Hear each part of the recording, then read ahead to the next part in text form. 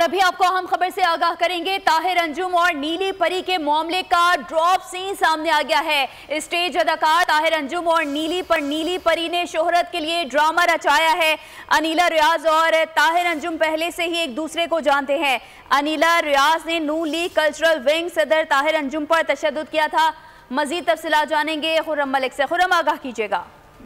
जी बिल्कुल, मुस्लिम लीग नून culture wing के सरबराह ताहिर अंजुम पर ये तशद्दुद का ये मामला है। ताहिर अंजुम ने अलीना रियाज और नीली परी को जो है वो माफ कर दिया है। बोल न्यूज ने ताहिर अंजुम के दिए गए बयान की कॉपी जो है वो हासिल कर ली है। मामला मशकूक होने पर पुलिस की तहकीकात में कोई पेशरफ जो है वो ना हो सकी है, जबकि पुलिस जराये का ये बताना है कि ताहिर अंजुम पर तशद्दुद करने वाली नीली परी और ताहिर अंजुम का वाकया जो है वो प्री प्लान था। वाकये से कबल ताहिर अंजुम और अनीला रियाज उर्फ नीली परी के माबैन टेलीफोनिक गुफ्तगू भी हुई, जबकि ताहिर अंजुम और अनीला रियाज ने फेम हासिल करने के लिए पीटीआई को बदनाम करने के लिए ये प्लान किया है। पुलिस जराये का ऐसा बताना है, जबकि प्लान से कबल अनीला रियाज ताहिर अंजुम के घर में भी मौजूद थी और मुलाकात भी हुई है।